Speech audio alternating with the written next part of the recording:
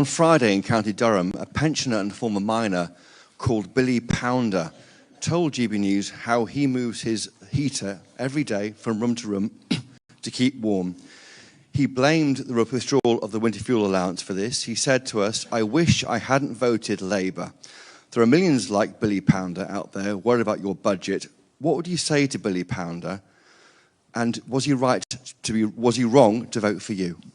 Well, what I would say is that I do understand the concerns that people have. I genuinely do.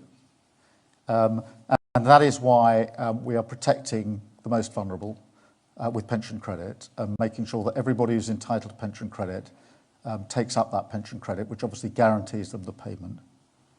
But we are also fixing the foundation, stabilising the economy. And what that allows us to do is to commit absolutely to the triple lock. And that means that for millions of pensions next year, they go up by up to £475 on top of the £900 or so this year. And that's why I can say that every pensioner will be better off under a Labour government that takes the difficult decisions to stabilise the economy. Thank you, Chris. I've got Dave from the Mirror.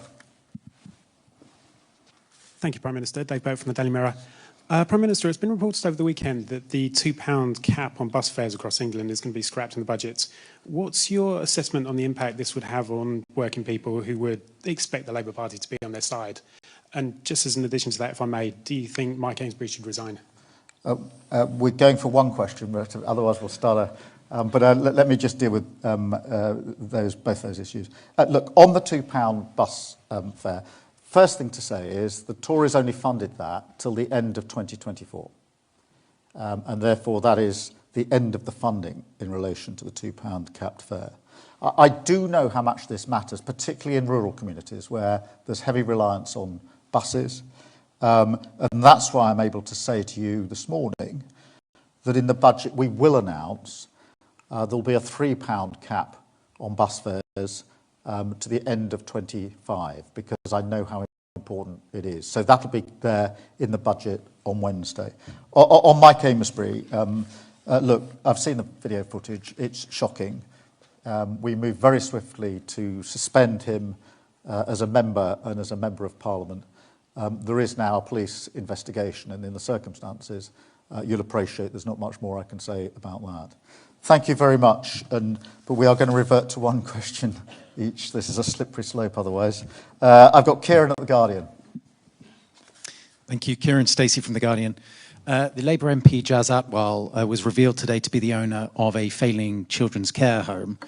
Can I ask what reassurances you've sought from him about that, and whether there was any conflict of interest when that care home won contracts from the council, of which Jazz Atwell was the leader?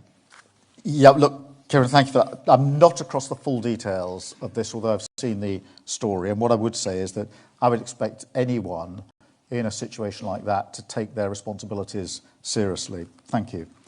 Lucy from the FT. Thank you, Lucy Fisher from the Financial Times. Prime Minister, your Chancellor has confirmed that she's changing the debt rules to borrow more to invest in capital expenditure. Do you accept this is a move that pushes up interest rates?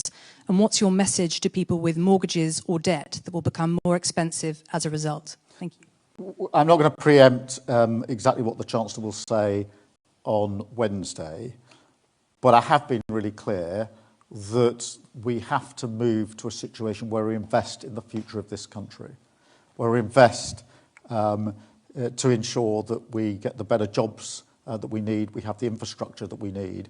And so part of what we will say on Wednesday is first how we're going to fix the foundations and deal with the problem that we've inherited, but secondly how then we rebuild the country, and investment is an important part of that story. Precisely how that will take place will be set out in detail on Wednesday. I do not accept the proposition that it'll have an impact on interest rates. Thank you. You talk about being honest and being realistic. Shouldn't you be honest that for many working people, the amount they will pay in tax will be going up after your budget? And if you can't be honest about that, then shouldn't the public have every right to feel let down, and to lose faith in your government after this budget? Let me be clear. So far as working people are concerned, I'm concerned with what's in their payslip and making sure that there is no more tax in their payslip. And that matters to people because we made that promise to them. And honesty is really important here because we're facing really difficult decisions. And I'm not prepared to continue with the fiction that we've had previously over the last 14 years. Where there are problems, we'll identify them and we will fix them. And because we are fixing them, we will have the foundation to rebuild our country. And that's what I mean by levelling with people, not pretending there are easy answers. And that's why I say, for those that want to criticise our course, the path that we've chosen, let them tell us what they would do, what different path that they would take to fix our country. Which public services would they cut? Which other taxes would they raise? Because we can't have this fiction. You can lower taxes, spend more on public services without making any changes. That's what got us into the problem in the first place. Thank you. I've got Sam from Sky. Sam Coates, Sky News. Thank you, Prime Minister. This is going to be a big tax-raising budget. Are you certain that you're front-loading the pain? And if so, can you rule out more big tax hikes in future budgets? Because there's a fear that we're just going to go through all of this again in a year's time when, for instance, you realise that you haven't got a plan for how to pay for things like social care. Well, let me take that head on, Sam, because I fundamentally believe that we need to run towards the tough decisions. I fundamentally believe we have to fix the foundations so that we can build a better future. And that's tough. That's difficult. But that's why we're taking the decision on Wednesday to do it, because it's the right thing to do, and it's the right thing for our country. And I think and believe that it will also allow investment to come in, secure that we're a government that's prepared to do the tough things to stabilise the economy. Now, 2 weeks ago, we got £63 billion worth of investment in our international summit. That's an unprecedented amount of money. And many of those investing said it's because they've got confidence in the way that we're approaching the economy. That doesn't happen by accident.